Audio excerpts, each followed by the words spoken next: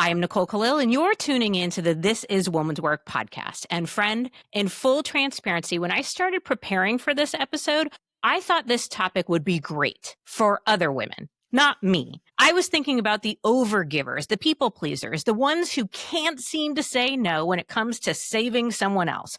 Oh, those poor souls, right? But the more I read and prepared, the more I thought, well, shit, this topic might be for me. And for you, because I'm guessing, like me, when you hear the word codependent, you picture someone clinging to their toxic partner, enabling their vices, or quietly disappearing, surrendering, and losing themselves to their one-sided relationship. A doormat, if you will. Someone who can't make a decision for themselves, at least not without checking with the stars, their spouse, mother, boss, extended family, the group chat, and the social media comments section. And that's exactly the problem. Most of us have a narrow and possibly outdated understanding of what codependency actually looks like.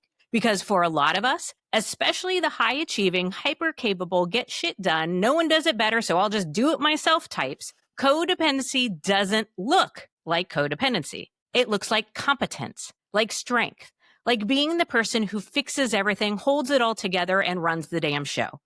On the outside, it looks like we're leading. On the inside, we're over-functioning, over-accommodating, overthinking, and over-performing. It may look good, but it feels like shit. And I, for one, am over it.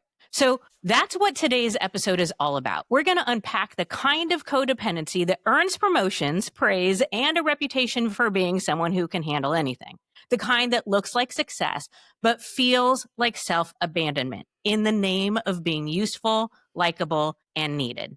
We're pulling back the curtain on what licensed psychotherapist Terri Cole calls high-functioning codependency. Terri has worked with everyone from stay-at-home moms to Fortune 500 CEOs and has seen this pattern show up in even the most successful of people, the ones who are praised for their selflessness, their capacity, and their ability to get it all done. Terri is a global relationship and empowerment expert, the author of Boundary Boss, and her newest book, Too Much, a guide to breaking the cycle of high-functioning codependency. You probably already know her as she inspires over 1 million people weekly through her blog, social media, signature courses, and her very popular podcast, The Terri Cole Show. So Terri, I'm thrilled to have you on the show and would love to kick off the conversation by asking you to explain codependency and what led you to coin this phrase, high-functioning codependency. Well, thank you for having me, Nicole. I'm super psyched to be here. Being a psychotherapist for the past 27 years, I actually coined this phrase because there was a need. What was happening is that as you described so eloquently at the top, my demographic, my people who were in my therapy practice were super high functioning women, masters of the universe, getting it all done. And so when I would come to them and say, hey, what you're describing in that relationship is a codependent pattern, they would immediately reject the notion because they did not see themselves as codependent. They were like, what? Me? Terri, you know me. Everyone's dependent on me. I'm making all the money. I'm making all the moves. I'm doing all the emotional labor. What are you talking about? Which made me realize that my clients didn't really know what codependency was. They were being unduly influenced by the Melody Beatty codependent no more. I have to be enabling an alcoholic to be a codependent. Or as you described, right? I'm like the waiting at home, pathetic, crying as your partner spent all the rent money gambling. Like they didn't see themselves in any of those damsels in distress type things or weak or quote unquote pathetic. Like this is all language that was coming from them. Like, what? That isn't me. And so then I started doing a deep dive. And part of why, listen, what do they say, Nicole? You teach what you most need to learn. So why is this flavor of codependency one that I needed to create? Because it was my own flavor of codependency.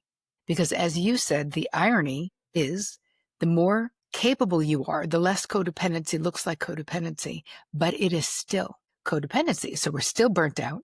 We're still exhausted. We're still resentful. We still feel underappreciated in our lives. We're still controlling. We're still, all of those things. So I also realized that there's more to it than just the way that you relate to your partner. With high functioning codependence, we also can have a tendency to be slightly codependent with the world, meaning when we're out in the wild and someone needs something, were the first one to step in, like this auto-accommodating. So we'll get to what all the traits are, but there was a need. And so as soon as I renamed or just came up with, it's just a different flavor of codependency, really. And I was able to talk to my clients about it. Instead of them rejecting the notion, they all were able to raise their hand, as Taylor Swift would say, saying me, I'm the problem, it's me, without shame, right? Without feeling bad. They were like, you're right. I am exhausted and I am incredibly high functioning. And now I see myself in this definition. So obviously then we could get to work, because you can see the problem as a psychotherapist. If you have a client who does not see themselves in the problem, how are you helping them get to a solution? Okay. So I guess that leads to the next question for me, which is knowing when you've crossed over into codependency, because I mean, maybe it's not obvious, but I would imagine for most of us, those listening in, being ambitious, being capable, being high capacity, giving, caring, these things are good things. But what it sounds like is we're taking them too far and it becomes unhealthy. So I guess my question is, how do we know when we've gone too far? How do we know when we're exhibiting high functioning codependency type behaviors? All right. So can we start with, let me give you my definition of high functioning codependency, because then we'll all be on the same page. Yeah. It means you are overly invested in the feeling states, the outcomes, situations, circumstances, relationships, careers, finances of the people in your life, to the detriment of your own internal peace, to the detriment of your emotional well-being. Could be your financial well-being, right? You could be supporting someone who you really can't afford, or you're giving money or lending or whatever it is. I make the distinction about it being to the detriment of your peace, because here's the thing. We're all mothers, sisters, daughters, lovers, partners, decent citizens. Of course, we're invested in the people that we love being happy and getting what they want. We're not talking about that. The overinvestment of an HFC, as we call it, is that we go from really want you, Nicole, to get what you want and feel the way you want to feel and have what you want in life, to when you're an HFC, I feel responsible, Nicole, for you getting what you want or how you feel, which is different. So one of the easiest ways to answer the original question here, which is, how do we know, right? Caring or codependent? And the question comes to me all the time from people. Well, we can say caring, codependent, or controlling, because at its base, any kind of codependency, whether it's the garden variety or whether it's high functioning, is the foundation of that behavior is an overt or covert bid, desire, attempt to control other people's outcomes. And where does that need for control come from? Is it to, be heroic? Is it to look good? Is it to be needed? I mean, I'm sure there's a lot of reasons, but there's a plethora. There's so many, but part of it is we don't want there to be any problems. I don't want you to be in pain, because your pain is incredibly distressing to me. So I'm going to fix your pain so that my pain can end. In the book, I tell this story, which I'll tell quickly, but it actually was a pivotal story and really was the beginning of me even understanding what high functioning codependency was. Is that I have 3 older sisters. One of them had this history of bad relationships. So she was living in the woods in upstate New York with a guy who was like emotionally, verbally abusive. He was doing drugs. She was actively alcoholic. There was no running water and no electricity. And it was winter. So that's like an HFC's nightmare, where you're like, oh my God, how can I do anything else in my life until I get her out of there? So I was talking to my therapist and I was bawling my eyes out. And I don't know, week 7 of, the only thing I talked about in therapy was my sister, basically. And finally my therapist, because I was like, Bev, I've done everything. Like what am I going to do? And she said, let me ask you something. What makes you think you know what Jenna needs to learn in this lifetime and how she needs to learn it? I immediately rejected that notion and said, well, I think we can both agree she doesn't need to do it with this effing a-hole in the woods, with no running water. Like, I feel like we can agree on that. And she said, no, I can't agree, because I don't know what your sister needs to learn and how she needs to learn it, because I'm not God. And neither are you. But do you know what's happening for you in all of your panic about this? And I was like, obviously not. So help. And she said, Terri, you worked really hard to create a harmonious life. Your sister's dumpster fire is really messing with your peace. You really want to tie that up in a neat bow so that you can, because I had just met my husband, I had just become a bonus mom to 3 teenage boys. My husband was widowed. I just went from being a talent agent to becoming a psychotherapist. Like, My whole life was flourishing in a way. And yet the only thing I could focus on was getting my sister out of this abusive relationship. And so I didn't even think I had a choice. I was like, well, what are my options, buddy? Like, what, am I just going to leave her there? And she was like, yeah. She's like, Terri, you need boundaries. And this was the beginning of having any understanding. And I was in my late 20s, early 30s at this point, of really grasping at what an emotional boundary was. And I was able to tell my sister, hey, I love you, and I cannot talk to you about this guy. And when and if you ever want to get the hell out of there, I'll always be your person no matter what. And within 9 months, we only spoke a few times during that time because, she would call me and tell me the horrendous stuff this guy was doing. And then she'd be like, I always feel so much better after talking to you. I'm like, why do I feel like Chernobyl after talking to you? Like, I just feel like a toxic waste site.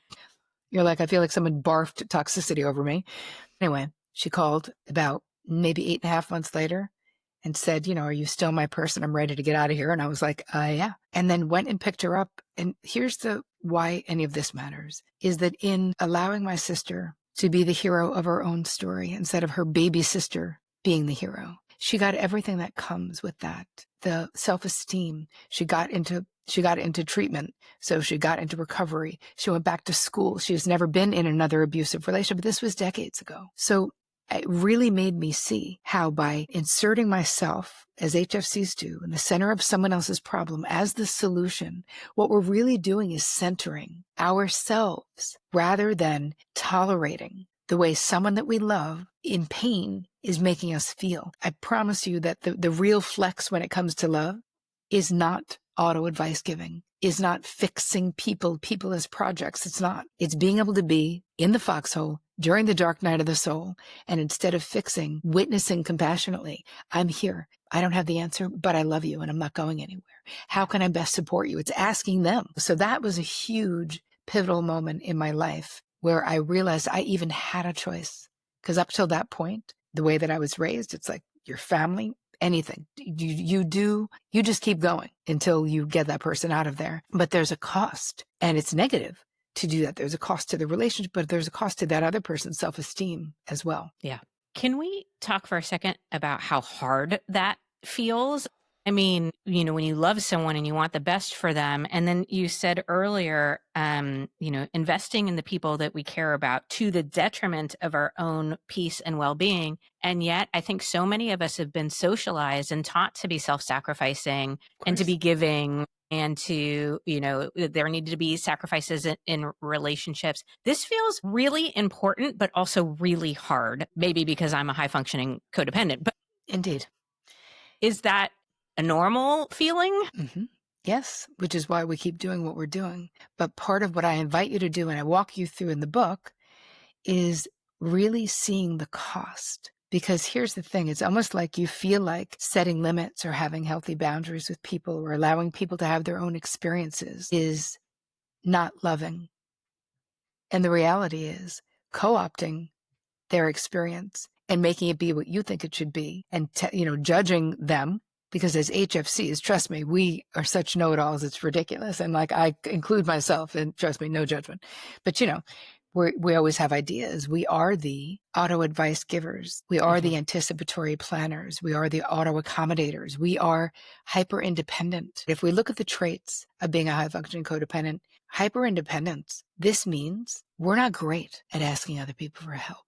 We're not great at letting other people help us. So we end up in this overfunctioning and underfunctioning dynamic in a lot of relationships. I mean, I say this kidding, but in my 20s, like I could take a perfectly capable boyfriend and turn him into an underfunctioner in 2 weeks or less. Because I was like, I got it, right? This is one of the mantras of an HFC. Or it has to be me. Because we don't think other people will either do it the way we want it done, they won't do it right, they won't do it in the time frame we want it. But as Terri Cole, my mother, would tell you, hey, Nicole, if you need it all done your way, you'll end up like her, doing it all and doing it all yourself. And it's like that also creates resentment because there's so much, what is the fallout for living in this over-functioning way for decades is A, nobody knows you because a lot of times you're saying yes when you want to say no. You're always willing to take one for the team, right? So it's less about you, even though it's about you controlling.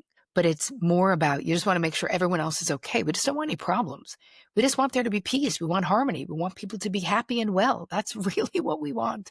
And yet going about it this way blocks deeper intimacy in our relationships. Is it fair to say there is an element of arrogance in this too? This idea that we know better, or that, yeah, okay.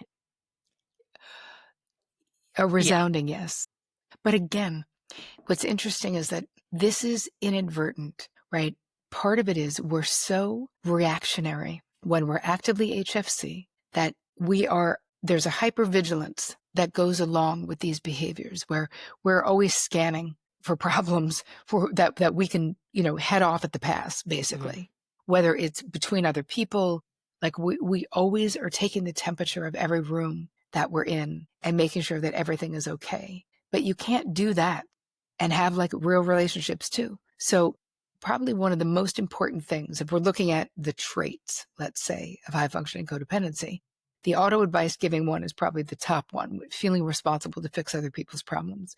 Over giving, right? Giving till it hurts. And a lot of times we're doing things no one has even asked us to do. We just feel like it should be done. That needs to happen. So we just do it. Feeling exhausted, resentful, kind of bitter, trampling on other people's boundaries, again, inadvertently. But when we are auto advice giving, that is trampling on someone's boundary if they haven't asked you for your opinion. And even if they have, my thought, if people were like, I wonder what is the most important thing I could take away from this interview. Well, I'm going to give it to you right now. One of the most important things is if you are an auto advice giver and if you identify as an HFC, you are, instead of offering advice, no matter who comes to you, even if they're asking you, it could be a 6-year-old, a 16-year-old, or 60-year-old. The first thing you're going to say is, okay, just before we get into it, tell me what you think you should do, and just stop talking. And you learn so much about the people that you love, even if it's a 6-year-old who had a fight with Bobby at school and you go, okay, well, what do you think you should do tomorrow? Now, maybe the kid says, I think I should go in and punch him in the face. You're not going to be like, good plan. Right. But it tells you what is in the kid's mind. Same thing with a 16-year-old. Same thing with a 60-year-old. You don't know. And so when we're so quick to want everything to be okay, to want to fix it, to be like, you don't have to suffer at all. Yes, you do. Because this is a mandate of being a human being on planet Earth. We're going to struggle with things. It's okay for people to struggle. So you start with saying, all right, tell me what you should do. And if people are used to you giving them the answers, because you've been auto advice giving your ass off for years, they're going to be like, but I want to know what you think. I'll always say, and listen, I do this for a living. So people, of course, they want to know what I think. I go, okay, in the end, I'm going to give you my 2 cents. But babe, it's so much more important what you think because it's your life. So what I think, I'll tell you, but what you think is more important. Well, and I love the question because it has the added benefit of helping people build their own internal confidence and trust in self and inner knowing and all of these things that I think we do so much better in life listening to, but we need to practice and to a certain extent, we need to be taught and allowed. So that's what jumped in my mind with that question. And again, brilliant across the board, no matter what age. But what we allow for another person when we do that, I think, is a gift. Such a great point, because I usually talk about the fact that what is the subtext when we're auto advice giving? We're like, I don't think you're going to figure this out for sure. For sure, you're not. And we'd never want to, that never is the message we want for kids, for sure. But even with grownups, this is where the presumption that we know better comes in. And people feel like problems for you to fix. It is so dehumanizing. I hate it when someone does it to me. It makes me so mad. I will immediately say, hey, I'm for my HFC friends, which of course we all travel in packs, so I have plenty of them. I'll say, hey, I'm not looking for solutions, babe. I love you. I just want to vent. I'm just feeling bad and I just want to be witnessed. Can you just be with me where I am right now? I'd also, because I've got a big enough ego that it would piss me off, I'd be like, you think you have the answer for look at my life. Right. I'm doing okay. Right. I know how to figure shit out.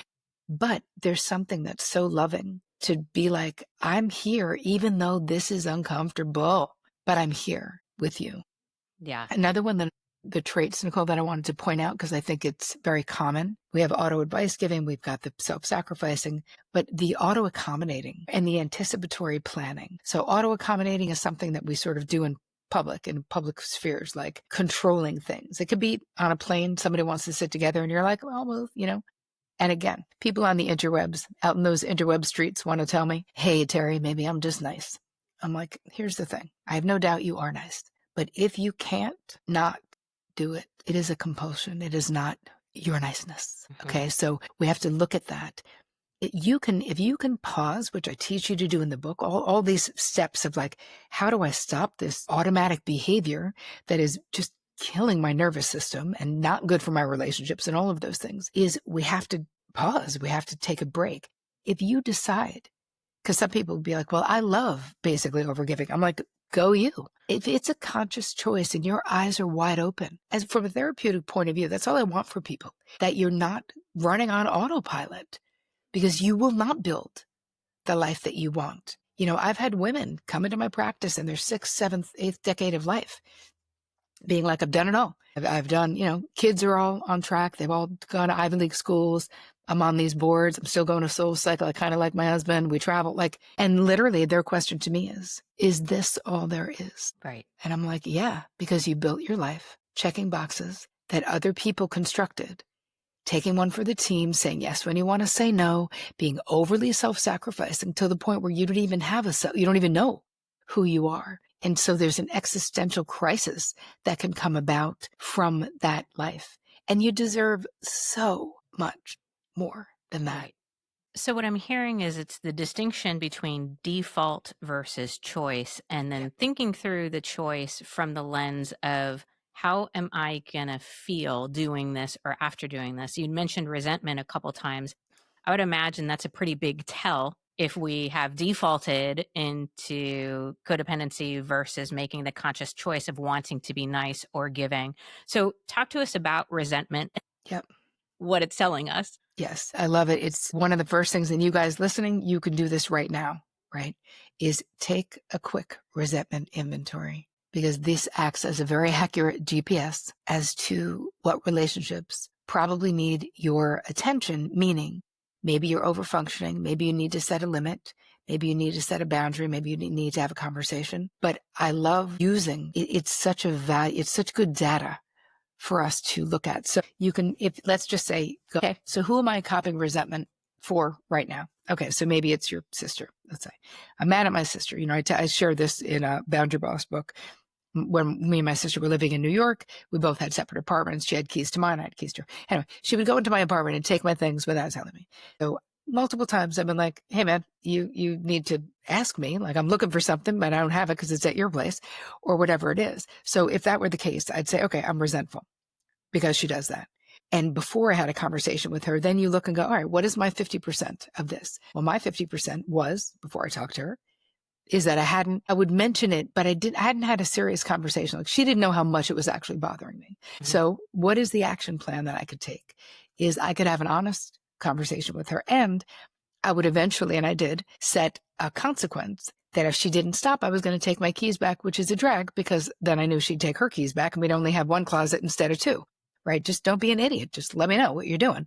So that's how you guys are going to do it. You're going to look at, what are you feeling? What is your part in it? And is there an action that you can take, which you don't have to take today, but it's really understanding, because of course, whatever action we can take is empowering, right? So how do we empower ourselves in our lives? I think a lot of us get very used to having this low-grade resentment running. It's almost like this low-grade aggravation, like we just can't wait. We're like, please let some motherfucker cut me off in traffic. I cannot wait to explode on this person. If you're in this state of, it almost feels like perpetual annoyance. To me, that's a lot of times an indication of high-functioning codependency, where we're getting to a point where the way that I see the cycle is that when you're younger and you got all the bandwidth in the world, you get too many F's to too many people, just caring about all the things. And then after a long time, that pendulum swings all the way to the other side. And I'm teaching a class right now on this. And someone was like, I'm so bitter about, I don't want to do anything in caps for anyone in caps, is what the question was. And I feel bad. She was like, my husband asking about for anything, I literally want to kill him. Like, I'm so done, because we wait too long to manage what we need to manage. We don't set limits. We don't tell the truth about the way we feel. We feel trapped in this behavioral dynamic that we've begun doing all the things for all the people, and we don't know how to stop. So what I teach you in the book is how to stop, but respect your resentment. because it has so much to teach you about next steps. Well, and what I'm hearing too is catching it early on, noticing it early on, because what I know I've done is let resentment build and fester and not acknowledge my responsibility in it and how I'm in effect enabling the situation. Yeah, absolutely. It's a little bit wild. So I have a pet peeve around the term self-care. I feel like it's tossed around Same. and misused and drives me bananas. But you talk about self-consideration. Help us with the distinction. And I think I'm going to love this a lot better. Yeah, I'm with you on the self-care because it's done to death and nobody even knows what it means. You're like, mani-pedi, mask, what is it? Self-consideration is the big umbrella that real self-care goes under. But because I'm a therapist, the way that I also look at real self-care is in every decision you're making, you are considering yourself first. So what you think, how you feel, and what you want has to matter. But here's the thing. It has to matter to you more than what anyone else wants, thinks, or feels, which people think is selfish. They're like, oh my God. No, because we can and we will still choose to compromise if you're in relationships. We can still self-sacrifice consciously if we choose to, mindfully if we want to. But what happens is when we prioritize what other people want, think, and feel over what we want, think, and feel, first of all, a lot of times we eventually don't even know what we want, think, or feel. But we then put that responsibility on other people. We now turn it into the fact that other people are entitled. And I remember having this conversation with a therapist in my late 20s, and she was like, is Betty entitled? Or are you just serving yourself up on a silver platter and you're just pissed? She's like, Terri, takers are going to take. You are this consummate giver and you're mad. You're offering and you're mad she's taking you up on it. How about stop offering, like stop blaming the other person. So yes, anyway, long way around the barn to get back to the fact that self-consideration encompasses making decisions where you consider yourself first. And if you're in a family system or a marriage or you have kids, listen, this doesn't mean we're like a kid needs to get picked up from ballet. We're going to pick that kid up whether we want to or not. You can self-consider yourself all day and you're still going to get in the car and go get them. It's not that, but it's about being honest with yourself and allowing yourself to just not want to do things. Sometimes I just don't want to. Why do we feel like that's not, you don't have to write a fucking dissertation on your no. You really don't. There are things I just personally don't like to do. I don't like, let's say, like outside concerts. I don't like that. So when people ask me, I'm like, bugs and sun and people singing? No, I don't want to do that. Thank you. So I'm not, what did my friend invent outside concerts? She shouldn't be offended. Of course, nobody asked me to do that anymore because they all know. But it's almost like we feel overly responsible for like, I don't want to hurt someone's feelings. And you're like, how about in all of that time that you self-abandon, you're hurting your own feelings. And this builds the resentment. And creating distance in your relationships, right? When we self-abandon, we are not being authentic and transparent and present in our relationships. Absolutely. Okay, so I know in the book you emphasize allowing and surrendering as sort of the antidote to controlling and codependency. And Mel Robbins' Let Them theory just came out. Where do these intersect or not? Is there a similarity? I'm curious your thoughts on let them, allowing, surrendering as it relates to those of us who identify as high-functioning codependents. I think it's a little less simple than, it's not as simple as let them, in my estimation, although I do actually talk about it in the book. There's a bunch of things that need to shift for us to get into recovery, which is all we can hope to do because this is an ongoing situation. Because you may, I still want to overfunction for everyone in the world. I just don't. It's just like drinking. I stopped drinking in 1987. Does that mean I don't want to drink? No. It just means I changed behavior. It just means I just don't drink. And this is the same thing. And it gets less and less, of course. So when it comes to other people, when you start asking expansive questions instead of auto advice giving or being all directive, you're already shifting the dynamics in your relationship. You're already going to be deepening your real closeness with others. It's hard to put down the protection of knowing everything. It's hard to put down that we use our high functioning ways to protect ourselves emotionally, but you're strong. And so it's okay to just not know. It's okay. We have to learn to let the chips fall where they may when they're not our motherfucking chips, as I like to say. And we think all the fucking chips are our chips when we're Right. HFCs, but they're really not. So yes, surrendering to what is, right? That's what I had to do in my sister's situation. I had to surrender to the fact that she was a sovereign being and that that was the situation that she was in, even though it made me incredibly uncomfortable and sad, and that it was her right to learn. Because here's the thing. People have the right to succeed and fail, to thrive and to flail. But if you're an HFC, we would like people to not flail in our vicinity. We don't like flailing. And yet this is a part of life. And so part of it is you're going to learn to be uncomfortable. You're going to learn to say, I don't know. You're going to ask people expansive questions like, what do you think you should do? If the only thing you change from listening to this beautiful podcast is instead of auto advice giving, you simply ask people what they thought they should do. And then what? And then what? Is there more you want to say about that? It will literally change your life. So we're not talking about you don't have to become a different person. All of your amazing qualities from being an HFC, when you're in recovery, they're just amplified because now the dysfunctional ones are way less. So you get to be more present. There gets to be more joy. You're accepting people for where they are. People are not projects in your life, right? We have to get used to the fact that we might disappoint people. You know, Cheryl Richardson has a book called Let Me Disappoint You. So let's just get used to it. Let me disappoint you because that's part of life too. And when you get to that side, what ends up happening is the relationships you have and the relationship with yourself is so much healthier, happier, more joyful.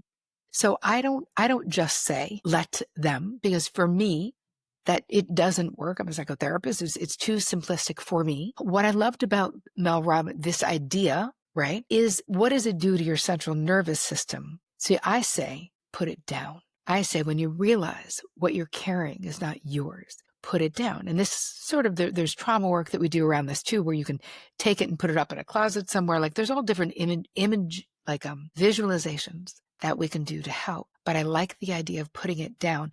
Not because I'm going to let someone, quote unquote, ruin their life. Because what's ironic about the let them theory is that it's an illusion that you're letting or not letting anyway. Like literally, these are grown people, right? I'm letting, what am I, the Wizard of Oz? Like I'm not letting them do it. So I like the idea of just putting it down. The relief you'll feel though, which is the relief I felt when my therapist basically said, she was like, Terri, I'm not saying you shouldn't save Jenna.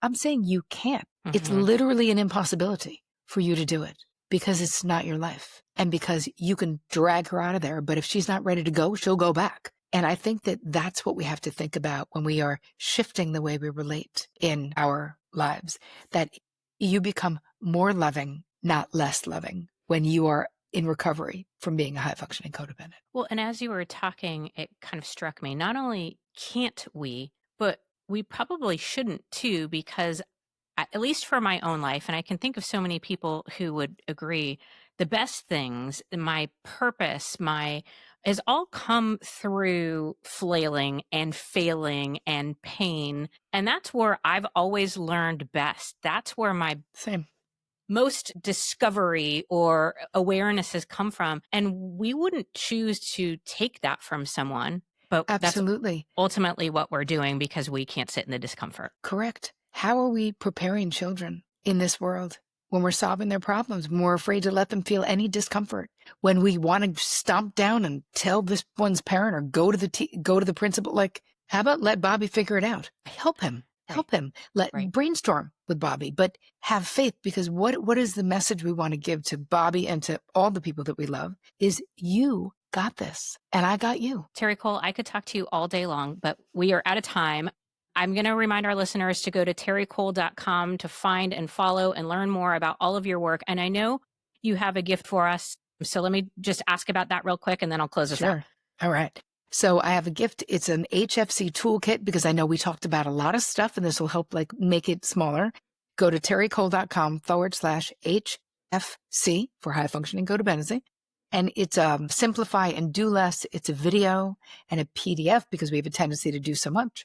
There's a self-love meditation there that I voiced for you. There's a power of no meditation as well. And there's more information on that page for anything else that you would want. Incredible. And thank you. Reminder, the book is called Too Much. Terri, thank you so much for being here today. Thank you so much for this enlivening conversation, Nicole. My pleasure. All right, friend, it turns out this episode was for me, and maybe it was for you too, because high functioning codependency doesn't care how successful you are, how many people rely on you, or how well you're holding it all together. In fact, it thrives in those spaces. It uses your capability and capacity and slaps a gold star on it so you don't notice what it's costing you. It convinces you that being endlessly helpful is the same as being whole. So if you recognize yourself in any of what we talked about today, if the resentment is creeping in, if you're exhausted and the weight of carrying it all feels too damn heavy, if you're tired of being the emotional first responder in every relationship, I hope this is your invitation to pause, to question, to reclaim your energy, your boundaries, and your worth outside of what you do and who you are for everyone else. Because you deserve more than being needed. You deserve to be known, seen, supported, and loved for who you are, not just what you give. You are inherently valuable and worthy. And knowing that will always be woman's work.